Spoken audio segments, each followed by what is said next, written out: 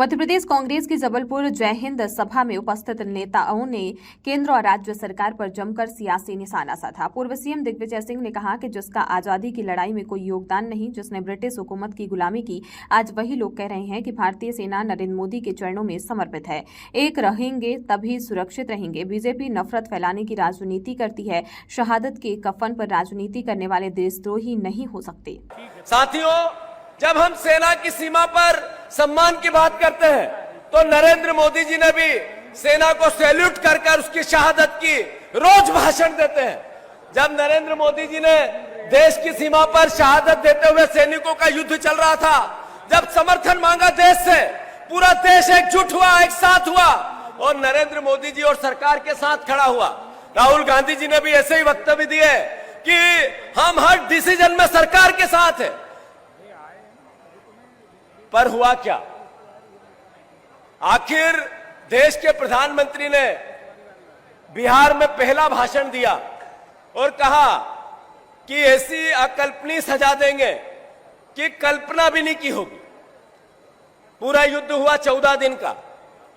देश के विदेश मंत्री ने बयान दिया, हमने पाकिस्तान को पहले बता दिया था कि हम कहां अटैक करने वाले हैं।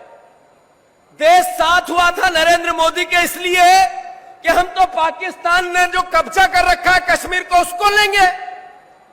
हमने देश ने साथ दिया इसलिए कि आप लाहौर में घुसोगे और सेना को पाकिस्तान के घुटने के बल लेके आओगे। राजनीतिक इच्छा शक्ति क्यों नहीं थी मोदी जी आपकी?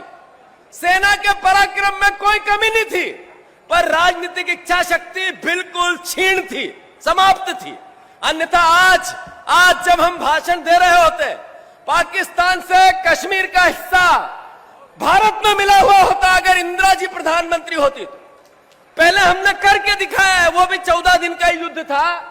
14 दिन का युद्ध था जिसमें हम लाहौर में घुसे, आप सबके पराक्रम से निस्त नाबूद किया पाकिस्तान की सेना को। 90,000 सैनिक समर्पण करवाया, दुनिया को बताया, अमेरिका को बताया क्या होता है नेतृत्व। आपने ट्रंप के आगे घुटने क्यों टेके मोदी जी? सवाल देश पूछे नहीं तो क्या करे?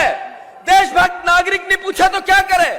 प्रदेश कांग्रेस अध्यक्ष जीतू पटवारी ने कहा कि कांग्रेस जब सरकार के साथ थी तो पाक को सजा क्यों नहीं दी? हमने इसलिए साथ दिया कि हमारी सेना लाहौर में घुसकर पाक को घुटने के बल टिका देगी, लेकिन आपने सिर्फ घोषणा की। बीजेपी सेना का अपमान करने वालों मंत्रियों को सर आंखों पर बिठाते हैं। मध्य प्रदेश की बेटियों की इज्जत लूटी जा रही है, लेकिन अब की सरकार मौन है। मंत्री विजय शाह को हटाओ वरना उनका नागरिक अभिनंदन करो। जातिगत जनगणना के नायक राहुल गांधी हैं।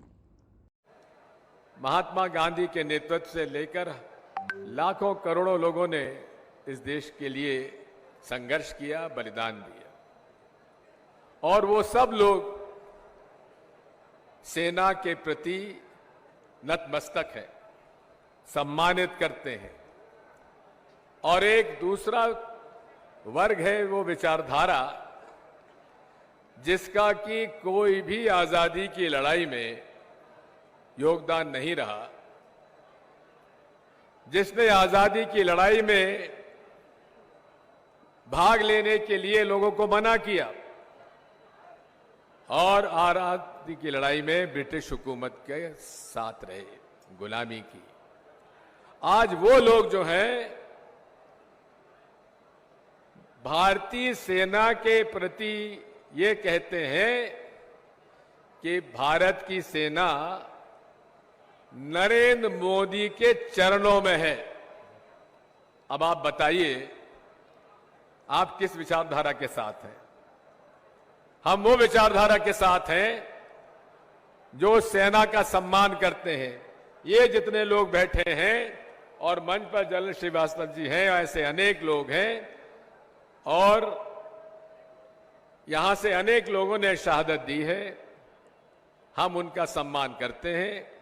इसलिए साथियों, जय हिंद सभा के माध्यम से हम उन लोगों के खिलाफ हैं जो कि देश की सेना को अपमानित करके ये कहते हैं कि वो नरेंद्र मोदी जी के चरणों में समर्पित है।